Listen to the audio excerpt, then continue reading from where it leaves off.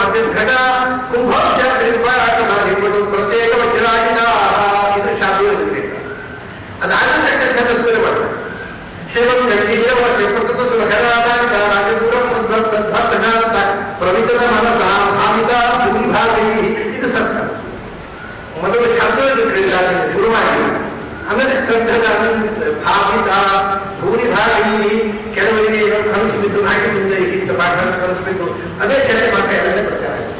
ಅವರು ತಪ್ಪು ಪಾಠ ಎಲ್ಲರೂ ಬಳಕೆ ಬಂದರೆ ಅವರ ಹಠ ಅದೇ ಬೇರೆ ಹೇಳೋಲ್ಲ ತಿದ್ದುಕೊಳ್ಳಲ್ಲ ಅವರ ಹಠ ಶುಭ. ಯಾಕೆಂದ್ರೆ ಇದು ತಾಮಸ ಸ್ವಭಾವ.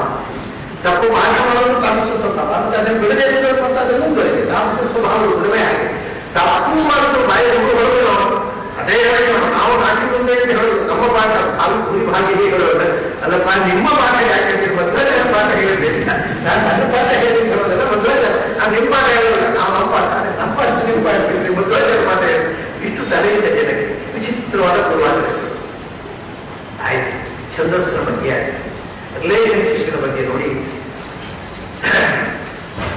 ನಂದಗೋಪಾಲಿಗೂ ಏನೋ ಮಂತ್ರಗಳ ಎಕ್ಸ್ಚೇಂಜ್ ಮಾಡಿಕೊಂಡು ಪರಿಚಯ ಕಟ್ಟಾರೆ. ಏನು ಸಂಬಂಧ ಇದೆ.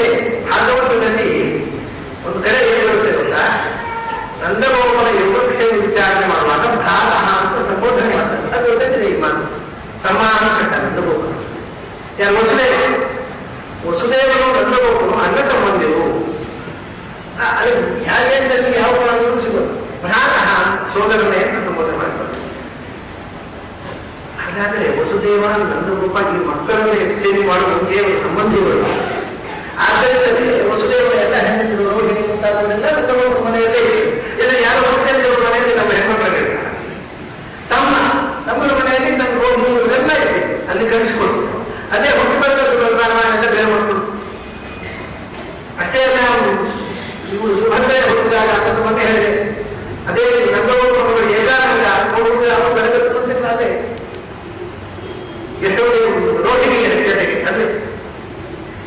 ಹಾಗಾದ್ರೆ ಈ ನಂದಗೋಪ ತಮ್ಮ ಹೇಗೆ ಆಚಾರ್ಯರು ಹೇಳಿದರು. ಅದು ಏನು ಹೇಳಿದ್ರು ಗೊತ್ತಾಗ ಶೂರದಾತ ಸುತಸ್ಯ ವೈಶ್ಯ ಪ್ರಭು ಈ ಗೋಪ ಆಚಾರ್ಯ ಮಾತು. ಶೂರನ ನೋಡಿ ಆಚಾರ್ಯರು ಬೇಕು ಅಂತ ನಮ್ಮನ್ನು ಇಕ್ಕಟ್ಟಿಸಿಬಿಟ್ಟಿದ್ದಾರೆ. ಶೂರದಾತ ಸುತಸ್ಯ ವೈಶ್ಯ ಪ್ರಭು ಈ ಗೋಪ. ಅವನು ಯಾರಂದ್ರೆ ಶೂರನ ಅಪ್ಪನ ಮಗನ ಮಗ ಅಂತ. ಶೂರನ ಅಪ್ಪನ ಮಗ. ಅದು ಶೂರನ ಮಗ. ಶೂರನ ಅಪ್ಪನ ಮಗ ಶೂರನೇ ಅಲ್ವಾ. ಶೂರನ ಅಪ್ಪನ ಮಗನ ಮಗ ಇದೆ ಅಂತ ಕತೆ.